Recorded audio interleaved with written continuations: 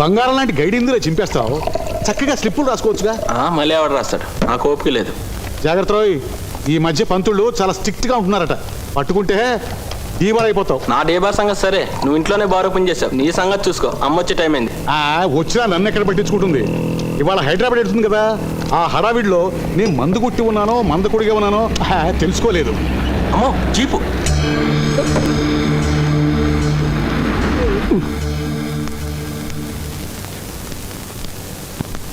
చూడండి, 20వ తారీఖు అంతా వచ్చేస్తాను, ఇల్లు జాగ్రత్తగా చూసుకోండి. అలాగే. ఏమిటది? ఇది కషాయం, బాగా జలుబు చేస్తాను. మంచులో పడుకోవద్దండి అంటే నా మాట వినిపించుకోరు. మీ పంతమే మీది. రవి, ఏరా నిన్నే. బాగా చదువుతున్నావా? బాగా చదువుతున్నానమ్మా. ఇవాళ నుంచేనా పరీక్షలు? అవునమ్మా, డెఫినెట్గా ఫస్ట్ క్లాస్ వస్తుంది. Very good. చూడండి, అదేమిటి కషాయం మందు తాగినట్టు తాగుతున్నారు? అదే జలుబు అని చెప్పాగా, జలుబు. అబ్బా, కషాయం అలా తాగకూడదండి, ముక్కు మూసుకుని ఒక్క గుటకులో తాగాలి. ఇలా నేనే తాగేస్తాను.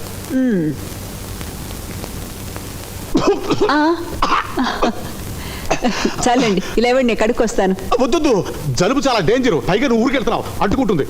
నేనే కడుక్కొస్తా.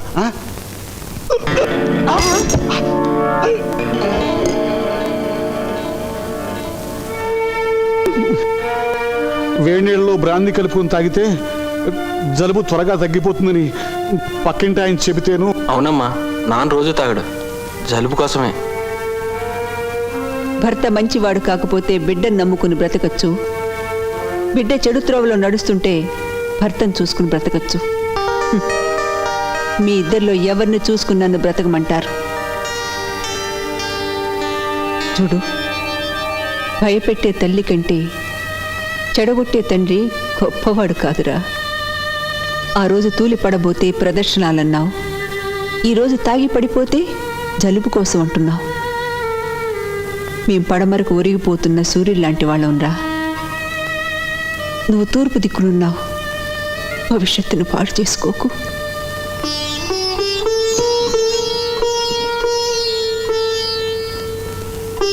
రవి, పరీక్ష బాగా రాయి. డొనేషన్లు కట్టే స్తోమత మనకు లేదు. మంచి మార్కులు వస్తేనే నువ్వు ఇంజనీరింగ్ చదివేది.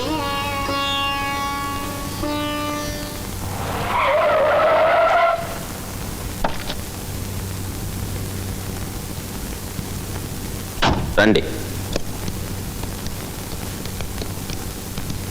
నమస్కారం సార్. నమస్కారం. నమస్తే సార్. ఎందుకో రమ్మన్నారట? నీ భార్య నా కూతురు పెళ్లి చెడగొట్టి ఒక నేరస్తుడికిచ్చి పెళ్లి చేయమంటోంది.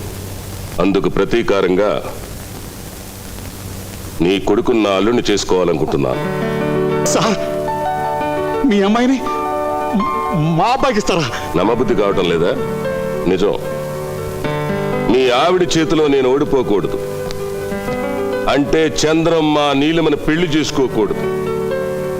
మీ ఆవిడ నొప్పించి నీ కొడుకున్న అల్లుని చేస్తావా? ఒప్పిస్తాను సార్. పొరపాటు ఒప్పుకోకపోతే దాన్ని వదిలేసినా సరే మీకు వియ్యకుండా అయిపోతా.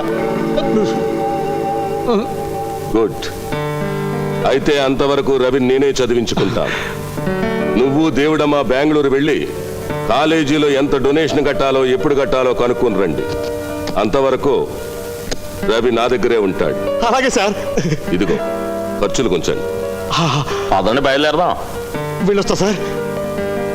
బాబు జాగ్రత్త అమ్మా. అలాగే, పదండి. రా. అంకుల్, ఈ హోటల్ కూడా మీదేనా? నమస్తే సార్. నాది కాదు, మంది. నాతో చేయగలిగితే ఇంకా ఇలాంటివి ఎన్నో కొంటా. నీలిమి చెయ్యి నా చేతిలో పెడితే సముద్రంలో దూకమన్నా దూకుతాను. గుడ్. అయితే ఈ రాత్రికో పని చెయ్యి. నేను సూట్ కేసు ఇస్తాను. అది తీసుకుని నేను చెప్పిన స్థలంలో ఉంటే అవతల పార్టీ వాళ్ళు వచ్చి 3 సార్లు టార్చ్ వెలిగించి అడుగుతారు కదా. అది బ్రిటిష్ వాళ్ళు పాలించే రోజుల్లో స్టైల్. ఇప్పుడు స్మగ్లింగ్ స్టైల్ మారిపోయింది. అవతల వాళ్ళ పోలీసులా వచ్చి నీ దగ్గర సూట్ కేసు తీసుకుని డబ్బిస్తారు. అది పట్టుకుని రా. అలాగే.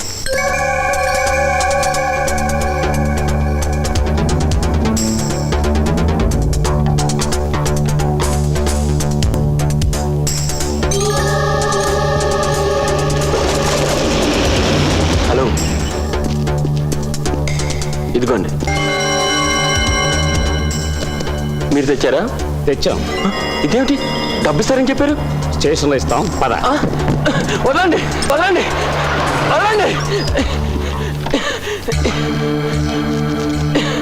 థ్యాంక్స్ బాబినేడు గారు, ఇన్ఫర్మేషన్ ఇచ్చి స్మగ్లర్ని పట్టించారు. రే బాబినీడు, నీ కూతురించి పెళ్లి చేస్తాను ఆశ పెట్టి నా చేత స్మగ్లింగ్ చేసి నన్నే పట్టిస్తావా? రే నేను చేస్తాను చూడు.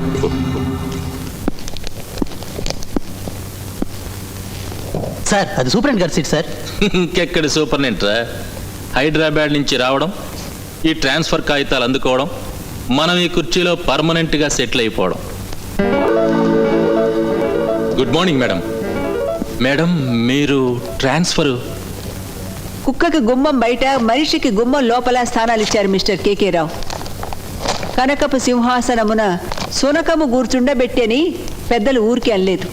అది కాదు మేడం, ఇవాళ కొత్త ఖైదీ వస్తున్నాడు, అడ్మిట్ చేసుకుందామని. ఎవరతను? ఇతనే మేడం కొత్త ఖైదీ.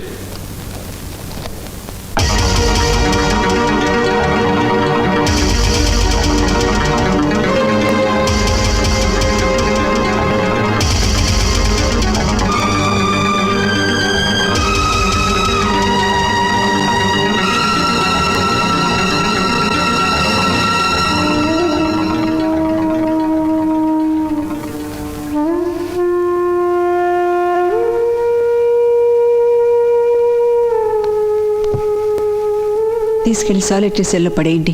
Yes madam.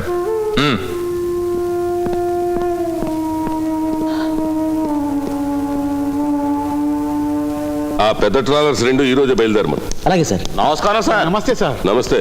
ఏమై ఎన్ని రోజులు పెట్టింది? ఏం చేయమంటారు సార్, ఆ కరస్పాండెంట్ గారు కాలేజీలో ఉన్న రోజున బావగారు బాగా మందు కొట్టి రూమ్లో పడి ఉండేవారు. ఈరికి దిగి కాలేజీకి వచ్చేసరికి ఆ కరస్పాండెంట్ గారు దొరికేవారు కాదు. అది దేవుడు మీద స్కాచ్ బాటిల్స్ రూములు పెట్టేవాడు, అవి చూస్తూ తట్టుకోలేక. మీరు రాలేదేమిటా అని అన్ని ఏర్పాట్లు చేసి మీ అబ్బాయిని ఈ రోజే బెంగళూరు విమానంలో పంపించా. మా అబ్బాయిని విమానంలో పంపించారా? Helping nature. మీ ఆవిడ ఊరి నుంచి తిరిగి వచ్చినట్టుంది, వెళ్ళి రవి గురించి చెప్పిరా. అలాగే సార్.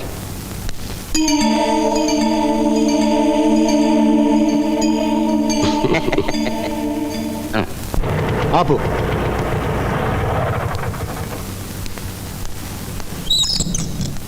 Good morning sir. మా ఆవిడ ఎక్కడ?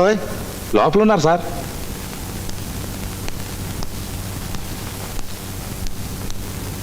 ఇదేమిటి ప్రభావతి, నేను ఎంతో గుడ్ న్యూస్ వస్తే నువ్వు ఇలా ఉన్నావు? గుడ్ న్యూసా? ఏమిటది? మన అబ్బాయికి ఇంజనీరింగ్ సీట్ వచ్చింది. రవి ఇప్పుడు ఎక్కడున్నాడు? బెంగళూరులో. అలాగా. ఈరోజు ఒక కొత్త ఖైదీ చేరాడు.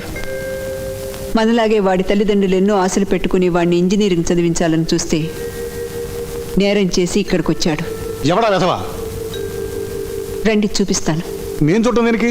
వాడు అన్నం తినటం లేదు, మంచి మాటలు చెప్పి తినిపించదు రాని. రండి.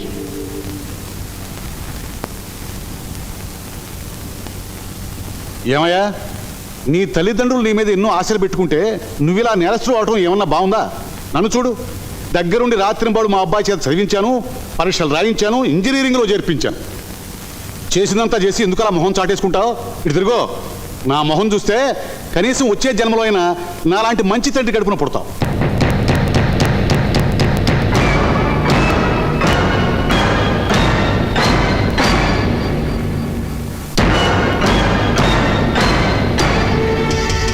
భార్యల్ని మోసం చేసే భర్తల్ని చూశాను కానీ బిడ్డల్ని పాడు చేసే తండ్రిని మిమ్మల్ని చూస్తున్నాను. సారీ ప్రభావతి, నన్ను క్షమించు. మిమ్మల్ని క్షమించే పాపం నాకు అంటగట్టకండి. ఈ రోజు నుంచి నేను మీకు భార్యను కాను, వాడికి తల్లిని మాత్రమే. వెళ్ళిపోండి. నా మాట విను. దయచేసి నా కళ్ళ ముందు నుంచి వెళ్ళిపోండి.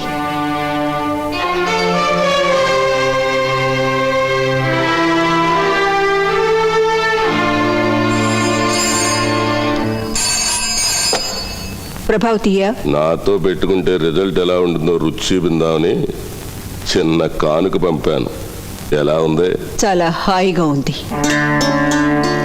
ఎస్, ఇన్నాళ్ళు తండ్రి చేతుల్లో పెరిగి వాడు చవటగా మారాడు. ఇక నుంచి నా కళ్ళ ముందే ఉంటాడు కాబట్టి బాగుపడతాడు. థ్యాంక్స్.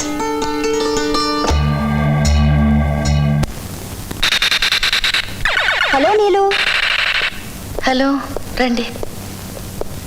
ఇదిగో నా పెళ్లి ఇన్విటేషన్. నీదెటు దొంగ పెళ్ళి అవుతుంది నాకు తెలుసు. మా పెళ్ళి అవుతుందంటావా? అందుకేనా ఇంత డల్గా ఉన్నావు? నీకు చందుకి తప్పకుండా పెళ్లి జరుగుతుంది. కావాలంటే పందెం. నేను ఓడిపోతే మా ఆయన్ని వదిలేస్తాను.